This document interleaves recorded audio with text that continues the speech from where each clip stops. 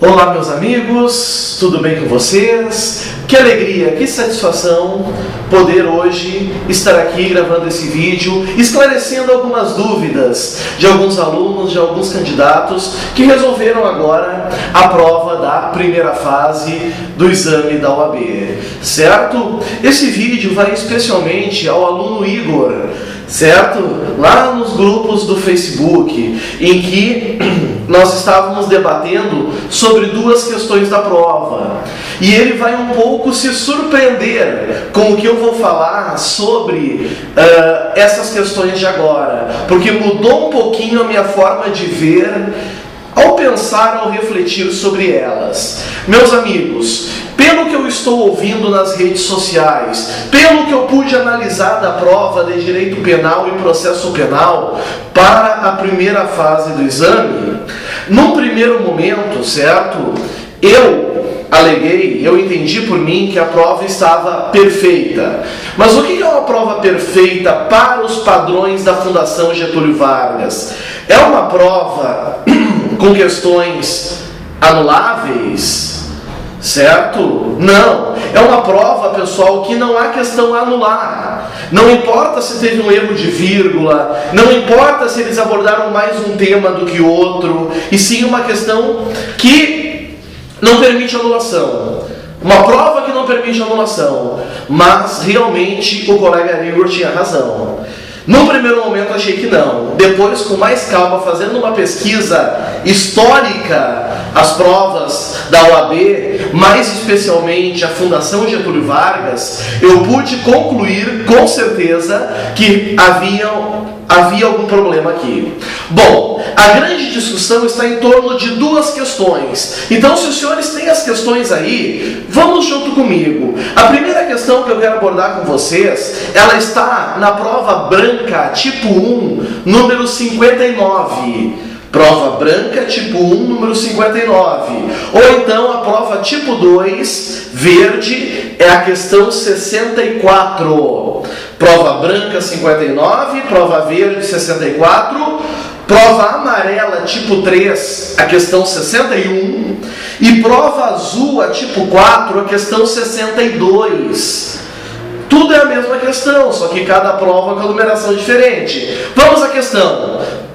Diz assim: Coriolano, objetivando proteger seu amigo Romualdo, não obedeceu à requisição do promotor de justiça, no sentido de determinar a instauração de inquérito policial para apurar a eventual prática de conduta criminosa por parte de Romualdo.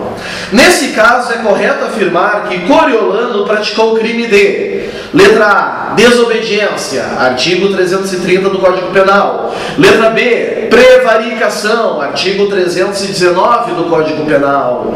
Letra C, corrupção passiva, 317 do Código Penal. E letra D, crime de advocacia administrativa, artigo 321 do Código Penal. Bom, primeira consideração. A banca aqui mostrou uma má técnica do legislador. Para que escrever na letra D a palavra crime? Se no enunciado já diz: é correto afirmar que Coriolano praticou crime de advocacia administrativa? Só por essa razão, muita gente talvez eliminasse a letra D de barbada. E realmente, né, amigos, o crime de advocacia administrativa, ele é um crime funcional, certo? Que se dá quando o funcionário público ele patrocina interesse privado ao contrário da administração pública, mesmo que esse interesse do particular seja legítimo. Se vocês forem analisar, a corrupção passiva, que é a letra C, ela também é um crime funcional, praticado por funcionário público. Solicitar, receber ou aceitar promessa de vantagem, é o que diz o 317. Se vocês olharem a prevaricação, também é um crime funcional. Retardar, praticar indevidamente ou deixar de praticar ato de ofício para satisfazer sentimento ou interesse pessoal. E o único crime que não é funcional é a desobediência, que é o 330. Qual é a reclamação dos candidatos quanto a essa questão?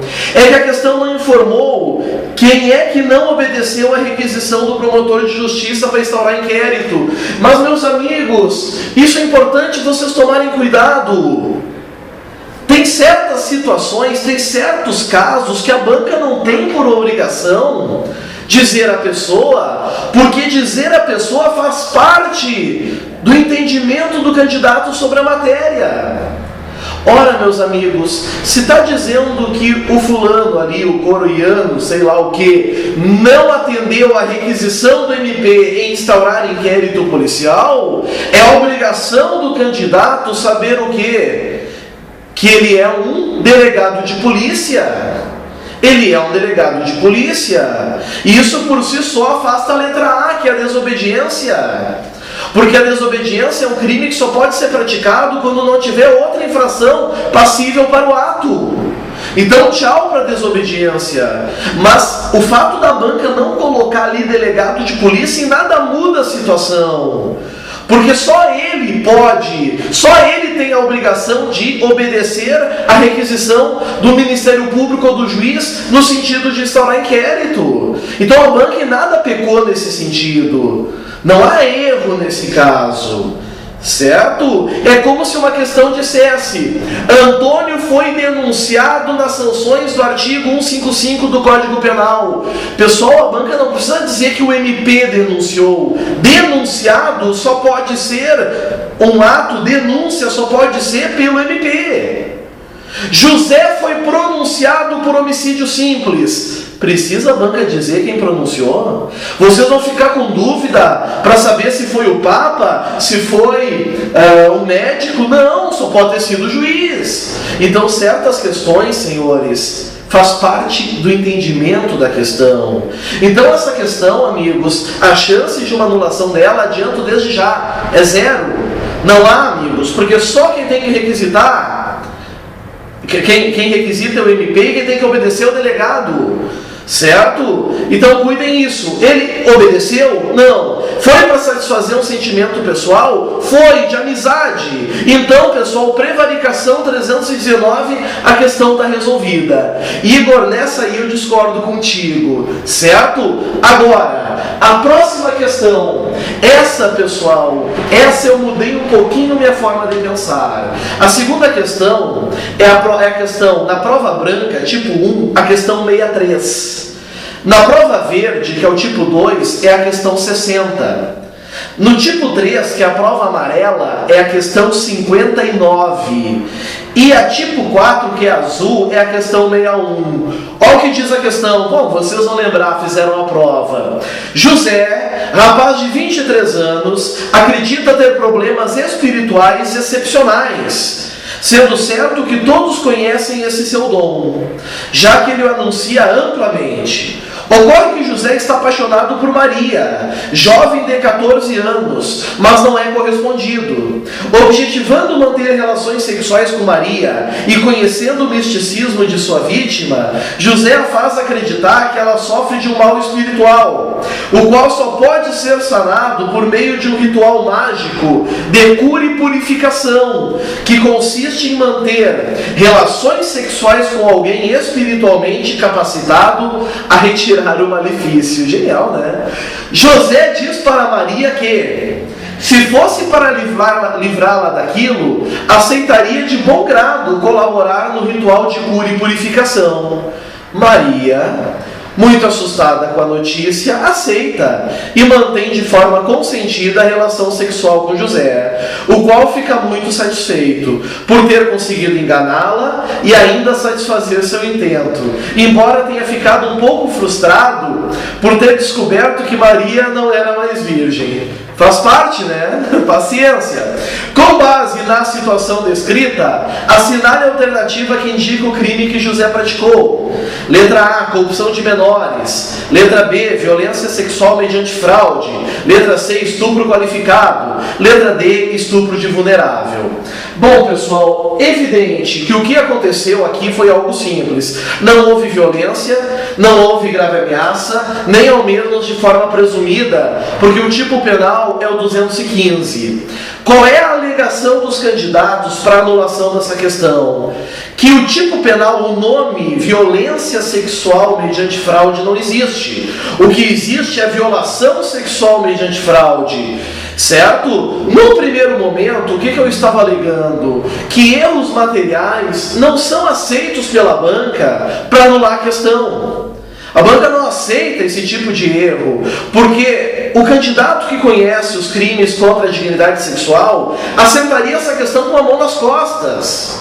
De tão tranquila que ela é, entendeu? Dominando esse tema. Só que eu mudo o meu entendimento por uma única razão. Analisando as provas passadas da Fundação Getúlio Vargas, principalmente o mais importante, que é a fase discursiva, a fase que vocês têm que responder a 4 questões discursivas, ali, meus amigos, a banca não perdoa.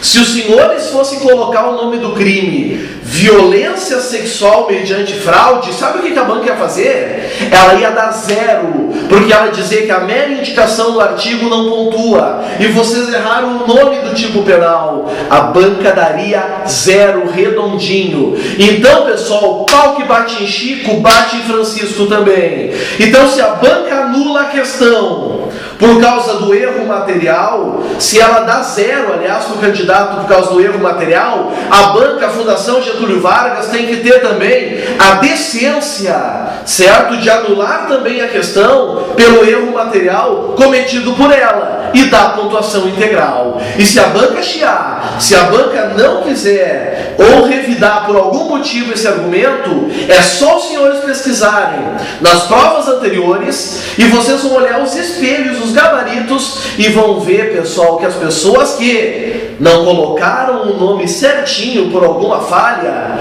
obtiveram grau 0. Por exemplo, oferecer resposta prévia.